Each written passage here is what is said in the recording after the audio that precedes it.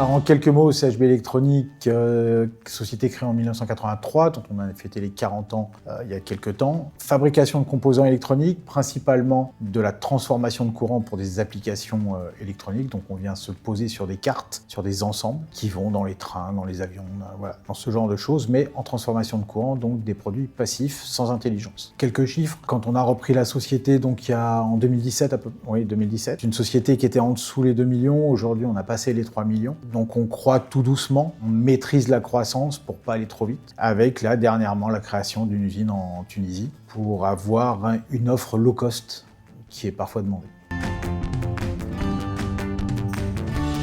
Alors c'est l'occasion qui fait le larron. J'ai quitté mon emploi, je voulais faire autre chose et je ne voulais plus avoir quelqu'un au-dessus qui me dise quoi faire et comment le faire. Donc j'ai cherché à reprendre une société, une entreprise, ce qui a été fait. Dans un domaine que je ne connaissais pas du tout, mais j'étais accompagné par 2 associés à cette époque-là, qui, un des 3, connaissait au moins le domaine électronique. Donc on a allié nos compétences et on a repris cette société.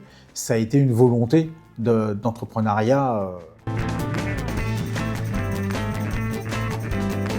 Les valeurs, alors c'est une question assez large, hein. C'est de créer de la richesse, premièrement. On fait ce travail pour ça. C'est aussi, en créant la richesse, c'est créer de l'emploi. C'est créer du lien avec ses employés. C'est tout un ensemble. C'est un microcosme, une entreprise, hein. Je dirais que c'est la valeur travail qu'on met en exergue au quotidien, avec tout le monde. C'est un ensemble, c'est un bateau. C'est un bateau dans lequel il faut que tout le monde rame du même côté. L'envie de travailler. Vraiment l'envie de travailler, de voir les gens, même dans la difficulté. On connaît des difficultés au quotidien, de temps en temps, voire pire que d'autres, mais ça nous empêche pas d'avancer.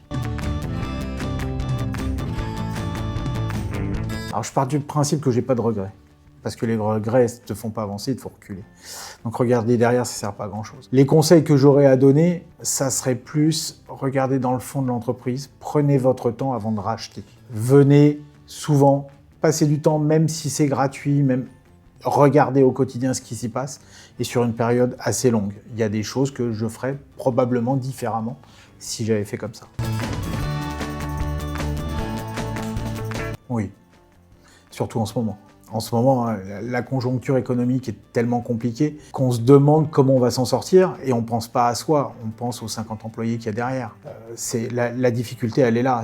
On se sent seul face à eux sans pouvoir leur donner de perspective ou en ayant du mal presque à les motiver parce que la conjoncture fait que tout le monde se sent mal, tout le monde va mal. Donc oui, on se sent parfois seul vis-à-vis de ça. Souvent, on ne voit pas le bout du tunnel. Demain, je suis optimiste.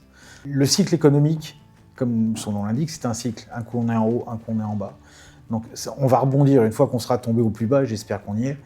On va pouvoir remonter et assez haut.